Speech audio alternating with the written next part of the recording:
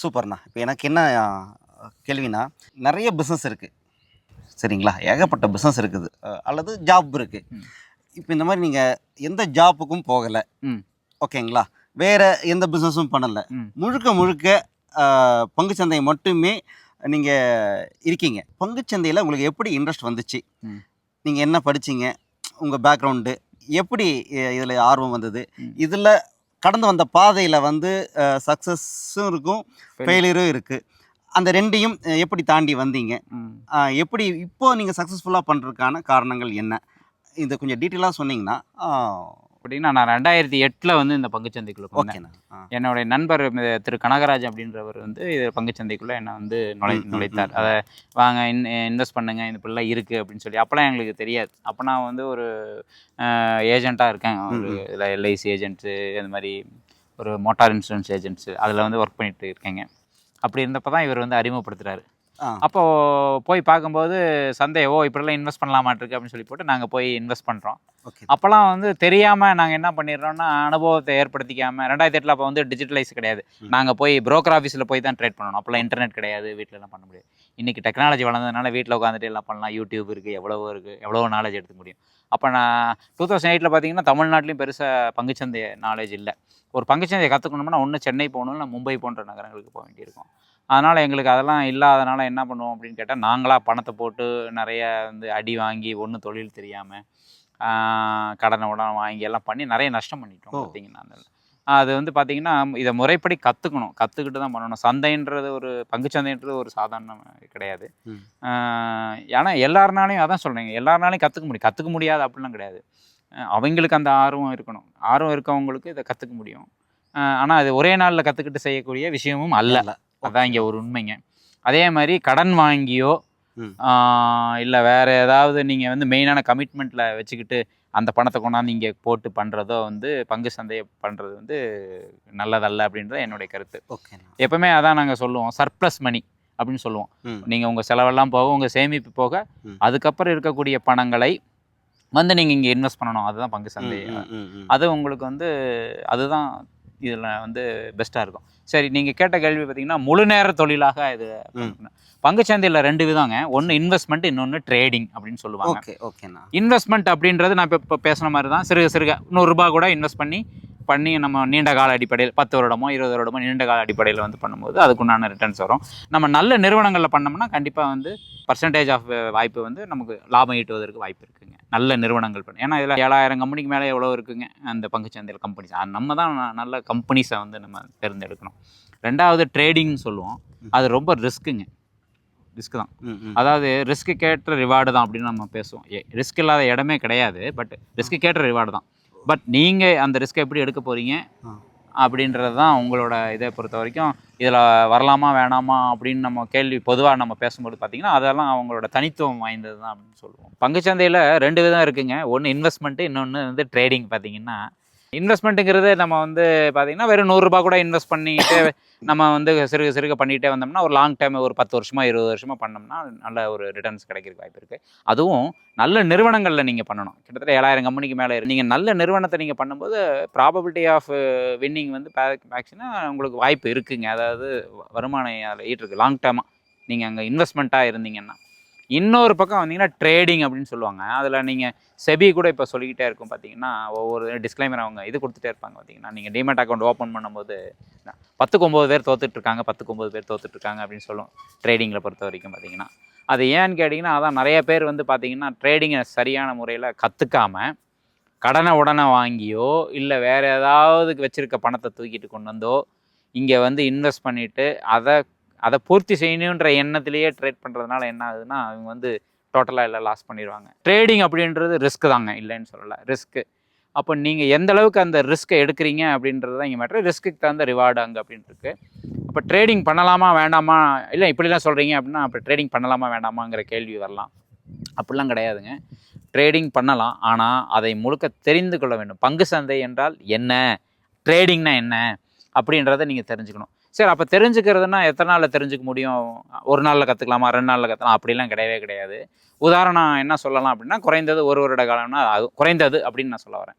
இது வந்து சுமாரான வார்த்தை தானே தவிர அவரவர் நபரை பொறுத்து, அவரோட ஆர்வத்தை பொறுத்து தான் 1 வருடமா 5 வருடமா அப்படின்றது அங்கே இருக்கும்.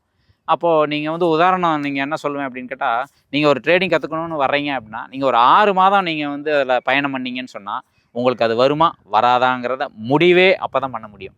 ஏன் எனக்கு வரும் வராது வராதுன்னு சொன்னால் நீங்கள் இதுலேருந்து வெளியே போயிடுறதே பெஸ்ட்டு தான். அதாவது நீங்கள் வெறும் இன்வெஸ்ட்மெண்ட்டுக்கு போயிடலாம், ட்ரேடிங் பண்ண வேண்டாம், இன்வெஸ்ட்மெண்ட்டுக்கு போயிடலாம். இல்லை எனக்கு வரும், நான் ரிஸ்க் எடுக்க தயார், நான் கற்றுக்குவேன் அப்படின்னு நீங்கள் போயிடனா, மீண்டும் அதுக்கப்புறம் நீங்கள் நல்லா கற்றுக்கிட்டு அதுக்கப்புறம் நீங்கள் இன்வெஸ்ட் பண்ணி ஏதாவது மூலதனமாக போட்டு நீங்கள் வந்து ட்ரேடிங் பண்ணி பண்ணலாம். அது வந்து உங்களுடைய ரிஸ்க்கை பொறுத்து தான். ஆனால் ட்ரேடிங் அப்படின்னு சொன்னாலே அங்கே ரிஸ்க்கு ரிவார்டு தான். ஸோ எந்த அளவுக்கு ரிஸ்க்கை நீங்கள் எடுக்கிறீங்க அப்படின்றது அது அவரவரை சார்ந்தது. ஆனால் இப்போ வந்து ட்ரேடிங், இன்வெஸ்ட்மெண்ட் 2 விஷயம் சொன்னீங்க. ட்ரேடிங்க்கு பண்ணுறதுக்கு தான் வந்து எல்லாமே கற்றுக்கணுமா, இல்லை இந்த இன்வெஸ்ட் பண்ணுறதுக்கும் நிறைய நாலேஜ் வேணுமா? சரி, இப்போ இந்த நாலேஜை டெவலப் பண்ணணும், கற்றுக்கணுன்னா ஏதாவது இப்போ வந்து இப்போ எம்பிஏ படிக்கணும், அல்லது ஃபைனான்சியலாக ஏதாவது கோர்சஸ் படிக்கணும், இல்லை இதுக்குன்னே தனியாக கோர்சஸ் இருக்கா, என்னென்ன இருக்குது, அது யாரெல்லாம் சொல்லித்தராங்க, அதுக்கான மென்டர்ஸு ஏதாவது நீங்கள் ரெஃபர் பண்ணுவீங்களா? இந்த மாதிரியான விஷயத்தையும் கொஞ்சம் பேசினா நல்லாயிருக்கும். ட்ரேடிங், இன்வெஸ்ட்மெண்ட் 2க்குமே பார்த்தீங்கன்னா, இன்வெஸ்ட்மெண்ட்டுக்கு நீங்கள் வந்து பெரிய நாலேஜ் இருக்கணுங்கிறது கிடையாதுங்க. சும்மா நார்மலாக நம்ம அப்போ பேசுன மாதிரி தான், ஃபண்டமெண்டல் நாலேஜ் மெயினாக இருந்தால் கூட போதும். நீங்கள் ஒரு பங்கு கம்பெனி, நல்ல கம்பெனியை தேர்ந்தெடுக்கிறீங்க, அதை வந்து வாங்குறீங்க, விற்கிறீங்க, பிடிக்கிறீங்க. இப்போ டெக்னிக்கல் நாலேஜ் கொஞ்சம் கற்றுக்கலாம், அதுக்கு நான் இல்லைன்னு சொல்லவில்லை. அதேமாதிரி நீங்கள் ட்ரேடிங்குள்ளே வந்துட்டிங்கன்னா, ஷேர் மார்க்கெட் எப்படி அப்படின்னு கேட்டிங்கன்னா முழுக்க மைண்ட் ஓரியன்ட் கேமுங்க அது. ஆக்சுவலாக ட்ரேடிங் அப்படின்னு நீங்கள் வரப்போ 2வது பார்த்தீங்கன்னா அது வந்து சைக்காலஜி கேம். அதனால் இங்கே என்ன மெயினாக பார்க்கணும் அப்படின்னு கேட்டால், நீங்கள் சைக்காலஜியும் அந்த மைண்ட் ஓரியன்ட் கேம், அந்த மைண்டையும் எப்படி படிக்கணும், எப்படி நம்மளை வந்து சரி கற்றுக்கணுங்கிறது தான் மெயினாக படிக்கணுமே தவிர, இங்கே உதாரணம் அதுக்கு எப்படி அதை நான் சொல்ல வருவேன் அப்படின்னா, நீங்கள் ஒரு ட்ரேடிங்கில் வந்து 100% இருக்குதுன்னு வச்சுக்கலாம். சப்ஜெக்ட் அந்த 100% ஃபண்டு மேனேஜ்மெண்ட் அப்படின்னு நமக்கு சொல்லுவோம். ஒரு ட்ரேட் பண்ண போகிறீங்கன்னா, ஒரு ஃபண்டு வச்சுருக்கீங்கன்னா, அந்த ஃபண்டை எப்படி யூட்டிலைஸ் பண்ணணும்னு சொல்லி பண்ணுறதுக்கு பேர் தான் ஃபண்ட் மேனேஜ்மெண்ட்டு. இப்போ 1 லட்சம் வச்சிருக்காரு ஒருத்தர் அப்படின்னு சொன்னால், அந்த 1 லட்சத்தை வச்சு எப்படி ட்ரேட் பண்ணலாம் ஒரு நாளைக்கு, எப்படி இன்ட்ராடேவா இல்லை வந்து ஸ்விங் ட்ரேட் பண்ணுறதா அப்படின்லாம் நிறைய இருக்குங்க அதில். அது நம்ம போக ஒவ்வொன்றா நம்ம அதில் ஒன்றா என்ன அர்த்தம் அப்படின்றதுக்கு நம்ம பார்ப்போம். அப்போது நீங்கள் வந்து ஃபண்ட் மேனேஜ்மெண்ட்டு கிட்டத்தட்ட பார்த்தீங்கன்னா 50% அதில் வந்து வரும். அப்புறம் மிச்சம் இந்த 30% என்னென்னு பார்த்தீங்கன்னா சைக்காலஜி அப்படின்றது ரொம்ப முக்கியமாக அங்கே வருங்க. வெறும் 20% தான் உங்களோட டெக்னிக்கல் நாலேஜுன்னு அப்படின்னு வரும். ஸோ இந்த டெக்னிக்கல் நாலேஜ் அப்படின்னு என்னன்னு சொன்னீங்கன்னா, ஒரு விதமான கணக்குங்க அப்படின்னு வச்சுக்கலாம். இப்போ உதாரணம் என்னென்னு பார்த்தீங்கன்னா, இண்டிகேட்டர்ஸ்ன்னு நிறையா அங்கே இருக்கும். உங்களுக்கு பார்த்தீங்கன்னா அங்கே அவங்களே ப்ரொவைட் பண்ணியிருப்பாங்க பொதுவாக. அதுக்கப்புறம் நிறைய ஃபார்முலாஸ் இருக்குது, அதை போட்டு நீங்கள் வந்து மார்க்கெட் இதை தாண்டினா பை எடுக்கலாம், இதை தாண்டினா கீழே எடுக்கலாம் அப்படின்ற மாதிரி இருக்குது. இதுக்கு பேர் தான் டெக்னிக்கல் நாலேஜ்னு சொல்லுவோம். இந்த டெக்னிக்கல் நாலேஜ் ஏகப்பட்டது இருக்குங்க. அதில் நம்ம என்ன பண்ணணும்னு கேட்டால், ஏதோ ஒரு டெக்னிக்கலில் கற்றுக்கணும், ஒரே ஒரு டெக்னிக்கலை கற்றுக்கணும். அங்கே ஆயிரக்கணக்கான டெக்னிக்கல் இருக்குது, அத்தனையும் நமக்கு அங்கே தேவையானா கிடையவே கிடையாது. ஒரே ஒரு டெக்னிக்கலை நீங்கள் மாஸ்டர் ஆகணுங்க. அது ஆக்சுவலாக நான் தான் சொல்லுவேன், 20% தான் அந்த டெக்னிக்கல் வேலை செய்யும். மிச்சம் 30% 80% ஆஃப் ட்ரேடிங்கில் நீங்கள் ஜெயிக்கணும் அப்படின்னா, உங்களுக்கு மணி மேனேஜ்மெண்ட்டும் சைக்காலஜியும் தான் ரொம்ப முக்கியம். இங்கே சைக்காலஜி கேம் தான் ரொம்ப முக்கியம். சைக்காலஜினா நம்மளை பற்றியான நம்மளை பற்றி உண்டான இல்லை, இந்த நம்மளை சம்மந்தப்பட்ட ஆட்களோட இப்போ பிஸ்னஸ் ஓனரோட சைக்காலஜி, நம்மளோடைய சைக்காலஜி. அதாவது எப்படின்னு கேட்டால், நீங்கள் வந்து ஒரு ட்ரேடிங் அப்படின்னு சொல்லிட்டா லாஸ் ப்ராஃபிட் 2ம் கலந்தது தான் ட்ரேடிங். ஓகே, இந்த தொழிலில் எந்த தொழிலும் அப்படித்தானே, லாஸ் ப்ராஃபிட். நீங்கள் லாஸை ஏற்றுக்கொள்ளக்கூடிய மனநிலையில் நீங்கள் வரணும். ஆனால் இங்கே லாஸ் ஆகிடுச்சுன்னா இங்கே சைக்காலஜியாக நம்ம வந்து அஃபெக்ட் ஆகும் பார்த்தீங்கன்னா. ஏன்னா நம்ம வந்துங்க, நம்ம வந்து ஒரு டிசிப்ளினாக ட்ரேட் பண்ண மாட்டோம். 1 லட்சம் வச்சுருக்கீங்கன்னா 1 லாட்டு தான் நாங்கள் ட்ரேட் பண்ணணும்னு சொல்லுவோம் பார்த்தீங்கன்னா. 1 லட்சத்துக்கு 1 லாட்டு தான், நிஃப்டியாக இருக்கட்டும் இல்லை பேங்க் நிஃப்டியாக 1 லாட்டு தான் நாங்கள் வந்து எடுக்க சொல்லுவோம். ஆனால் நீங்கள் ஓவர் எமோஷனில் சில நேரத்தில் என்ன பண்ணிடுவோம், தவறுகள் நாங்களாம் அதில் தவறுலாம் பண்ணி தான் கடந்து வந்திருக்கோம். 5 லாட் போட்டுருவோம், 10 லாட் போட்டுருவோம். அப்போ அங்கே லாஸ் அதிகமாகும். அப்போ ஆட்டோமேட்டிக்காக எனக்கு ஒரு பயம் வரும், எனக்கு சைக்காலஜிக்கலாக அஃபெக்ட் ஆகும். இந்த சைக்காலஜி அஃபெக்ட் ஆகிறதுனால என்ன ஆகுது அப்படின்னா, அடுத்தடுத்த ட்ரேடிங் உங்கள் மைண்ட் வந்து ஆஃப் ஆகிடுமா, அடுத்தடுத்த ட்ரேடிங் லாஸ் தான் பண்ணுவீங்க. ஒன்று, நீங்கள் பணம் இழக்கிறது மட்டும் கிடையாதுங்க, உங்கள் ஹெல்த்தும் பாதிக்கும் இதனால். ஏன்னா நீங்கள் சைக்காலஜியாக உங்கள் பாடி அஃபெக்ட் ஆகும்போது உங்கள் ஹெல்த்தும் இதில் பாதிக்குதுங்க. அப்போ டோட்டலாகவே அதுவும் லாஸு, இதுவும் லாஸ் ஆகுங்க பார்த்தீங்கன்னா. அதனால தான் சைக்காலஜியை ரொம்ப கற்றுக்கணும். சரி, சைக்காலஜி வந்து இப்போ உதாரணம், நான் ட்ரேடிங் கற்றுக்கிறதுக்கு இன்றைக்கி எத்தனையோ மென்டார்ஸ் இங்கே இருக்காங்க பார்த்தீங்கன்னா. அப்போ நான் போய் ட்ரேடிங் கற்றுக்கிறேன்னா ஏதோ ஒரு மென்டாரை செலக்ட் பண்ணுறேன், நம்ம போய் கற்றுக்கலாம். அப்போ சைக்காலஜி நான் எங்கே போய் கற்றுக்கிறது நீங்கள் கேட்கலாம். அப்படி கிடையாது.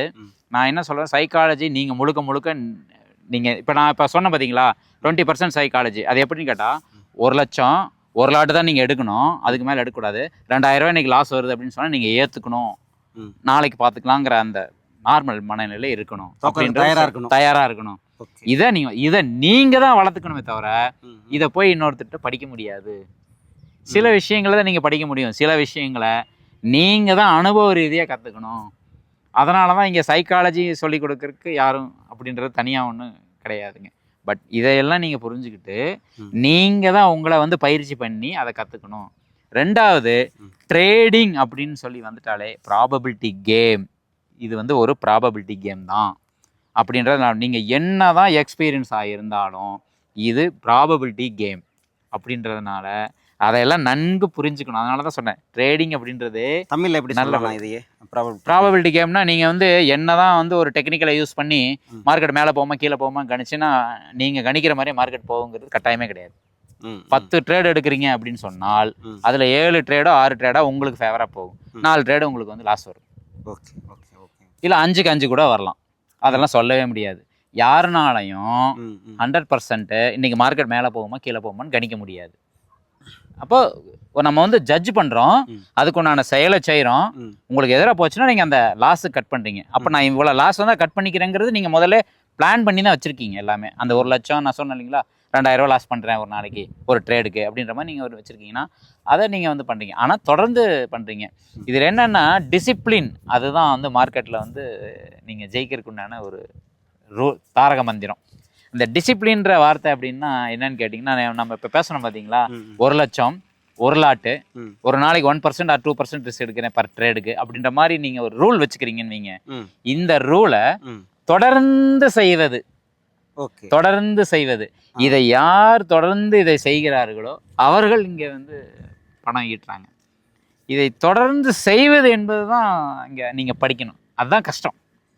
இதை தான் நீங்கள் படிக்கணும். சரி, இதை தான் நம்ம வந்து ட்ரேடிங் அப்படின்னு சொன்னால் வெறும் டெக்னிக்கலை மட்டும் போய் படிச்சுட்டு ஒரு மென்டார்ட்ட போய் ஜாயின் பண்ணி டெக்னிக்கல் மட்டும் படிச்சுட்டு ஜெயிக்கவே முடியாது. இது எல்லாமே சேர்ந்தது தான் ட்ரேடிங் அப்படின்றதுனால இதெல்லாம் சேர்ந்து படிச்சிங்கன்னா நீங்களும் பங்குச்சந்தையில் பண்ணலாம் அப்படின்றது என்னுடைய கருத்து.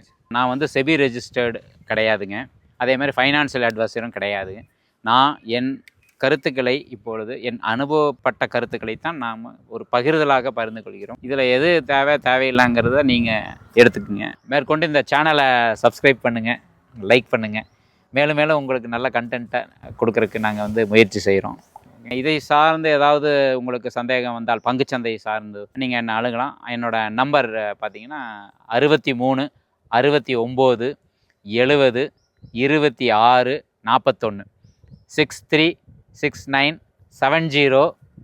26 41 6369702641. நீங்கள் காலை 10 மணியிலிருந்து சாயந்தரம் 5 மணி வரைக்கும் நீங்கள் தொடர்பு கொள்ளலாம். என்னால் முடிந்த அனுபவங்களை வந்து உங்கள்கிட்ட ஷேர் பண்ணுறேன். நீங்கள் வந்து சப்போஸ் நான் வந்து ஃபோன் எடுக்கலைன்னு சொன்னால் நான் உங்கள் மிஸ்டு காலை பார்த்துட்டு பிறகு நான் வந்து கண்டிப்பாக உங்களுக்கு கூப்பிட்டு உங்களை தொடர்பு கொள்வேன். ராம்னா, இப்போ நாங்களாம் வேறு பிஸ்னஸ் இருக்கோம், நாங்கள் ஃபோட்டோகிராஃபி ஃபீல்டில் இருக்கிறோம். ஒவ்வொருத்தரும் ஒரு தொழில் இருப்பாங்க. பட் அவங்களுக்கும் ட்ரேட் பண்ணணும்னு ஒரு ஆசை வருது. அப்படின்னா ஒரு பார்ட் டைமாக இது பண்ணலாமா? எவ்வளோ நேரம் ஒரு நாளைக்கு பண்ணுனா இதில் சக்ஸஸ் பண்ணலாம்? அதை பற்றி ஏதாவது இது ஒரு நல்ல கேள்விங்க. ஆனால் என்னுடைய கருத்தை பொறுத்தவரைக்கும் நான் சொல்கிறேன், என்னுடைய பார்வையிலையும் என்னோடய அனுபவத்துலையும் என்னோடய இது மட்டும்தான். பார்ட் டைமாக நீங்கள் வந்து ட்ரேட் பண்ணி சக்ஸஸ் பண்ணுறதுங்கிறது கொஞ்சம் சிரமம் தாங்க. ட்ரேடிங் அப்படின்னு சொல்லி வந்துட்டாலே நீங்கள் வந்து முழு நேர ட்ரேடராக இருந்தால் மட்டும்தான் இது வந்து இது. ஏன்னா இது ஒரு தொழில் மாதிரி நீங்கள் பண்ணணும். எப்படிங்க உங்கள் தொழிலில் நீங்கள் முழு நேரமாக இருக்கிறீங்க இல்லையா, அதனால் இதுலேயும் நீங்கள் முழு நேரமாக இருந்தால் மட்டும்தான் இதில் வந்து பண்ண முடியுதுன்னா.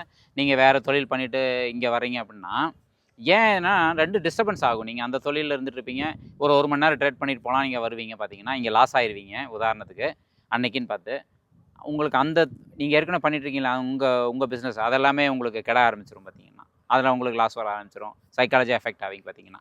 அதனால் என்னை பொறுத்த வரைக்கும் நான் என்ன சொல்வேன்னு சொன்னால், பார்ட் டைம் ட்ரேடிங் அப்படின்றது வேண்டாம் அப்படின்னு தான் என்னுடைய பார்வையிலையும் என்னுடைய கருத்துமே தவிர இதுதான் முழு தீர்வு அப்படின்றதெல்லாம் கிடையாது. சரி, எனக்கு ட்ரேட் பண்ண தெரியாது, இன்வெஸ்ட்டில் எந்த நாலேஜும் இல்லை. ஓகே. பட் நீங்கள் எங்களுக்கு சப்போர்ட் பண்ணுவீங்களா? எப்போ நாங்கள் உங்ககிட்ட ஏதாவது பணம் கொடுத்தா நீங்கள் அதை எங்களுக்கு வந்து லாபமாக ட்ரேட் மார்க்கில் போட்டு அதிகமாக சம்பாதிச்சு உங்களால் தர முடியுமா? தொழில் பண்ணிட்டு இருக்கீங்க, உங்களால் வந்து ட்ரேட் பண்ண முடியாது, கற்றுக்கிட்டு பண்ண முடியாது, இல்லை டைம் இல்லை, எது வேணால் இருக்கலாம். பட் அதனால் வந்து இப்போ ஒருத்தர் பங்குச்சந்தையில் அனுபவமாக இருக்கார், அவர்கிட்ட போய் கொடுத்து இந்த மாதிரி பண்ணலாமா கேட்டால் கிடையாது. இது வந்து செபி வந்து என்ன சொல்லணும்னு கேட்டிங்கன்னா, இது சட்டப்படி குற்றவங்க இந்த மாதிரி பணம் கொடுத்து பண்ணுறதோ அவரும் அதை வாங்கி பண்ணுறது அப்படின்னா. இல்லை செபி ரெஜிஸ்டர்ட்னு சொல்லிட்டு இருப்பாங்க பார்த்தீங்கன்னா, அவங்க வந்து போர்ட்ஃபோலியோ மேனேஜ்மெண்ட் அப்படின்லாம் பண்ணுவாங்க பார்த்தீங்கன்னா, அவங்களாம் செபி ரெஜிஸ்டர்டு. அந்த மாதிரி நீங்கள் அவங்கள மாதிரி இருக்கவங்கள்ட்ட தான் போகணும். ஒரு தனிநபர்கள்ட்ட போய் நீங்கள் கொடுத்துட்டு நாளைக்கு லாஸ் அப்படின்னு சொல்லிட்டு வந்தீங்கன்னு சொன்னால் வந்து அது சட்டப்படி குற்றம். அது வந்து அவங்க வாங்கி பண்ணுறது சட்டப்படி குற்றங்க. ஸோ அதனால் உங்களுக்கு தெரிஞ்சால் நீங்கள் இன்வெஸ்ட் பண்ணிக்கணுமே தவிர, அப்படி இல்லை அப்படின்னு சொன்னால் நீங்கள் செபி ரெஜிஸ்டர்டு இருப்பாங்க இல்லைங்களா, அவங்கள நீங்கள் வந்து கன்சல்ட் பண்ணிவிட்டு பண்ணலாம். இல்லையா அதுக்கு நீங்கள் ட்ரேட் பண்ணாமல் இருக்கிறதுக்கு பதிலாக நீங்கள் வந்து இன்வெஸ்ட்மெண்ட் சைடு நீங்கள் போய்க்கலாம் பேசாமல். அதுக்கு உங்கள் பணத்தை கொண்டு போய் பேசாமல் ஸ்டாக் மார்க்கெட்டில் இன்வெஸ்ட் பண்ணிட்டீங்க அப்படின்னு சொன்னால் இந்த பயம் உங்களுக்கு இல்லை இல்லைங்களா. அதுக்கு நீங்கள் வந்து இப்போ இன்வெஸ்ட்மெண்ட்டுக்கு போகிறீங்க அப்படின்னு சொன்னால் அதுக்கு நீங்கள் வந்து உங்கள் ஜாபை ஒர்க் பண்ணிட்டு இருக்கும்போதே ஒரு 5 நிமிஷம் 10 நிமிஷம் ஒதுக்குனா போதும். ஏன்னா நீங்கள் வந்து ஒரு ஷேர் வாங்கணும்னு முடிவு பண்ணுறீங்க, பணம் உங்கள் டிமேட்டில் இருக்கும், இல்லைனா பணத்தை நீங்கள் அப்போ தான் வந்திருக்குன்னா நீங்கள் டிமேட்டில் மாற்றுறீங்க, போய் ஒரு ஷேர் வாங்குறீங்க, ஒரு 10 நிமிஷம் எடுக்கும், அது நோ ப்ராப்ளம், தாராளமாக பண்ணலாம். இன்வெஸ்ட்மெண்ட் ஓகே, இன்வெஸ்ட்மெண்ட்டுக்கு ஓகேங்க. பட் ட்ரேடிங் அப்படின்னு வரப்போ தான் நான் இப்போ பேசுகிற மாதிரி தனி நாலேஜ் வேணும். ஸோ நீங்கள் வந்து ஒரு தனிநபர்கிட்ட கொடுப்பது என்பது ரிஸ்க் தான். அது வந்து செபி ரெஜிஸ்டர்டு இல்லாமல் இருந்தால் அது சட்டப்படி குற்றங்க.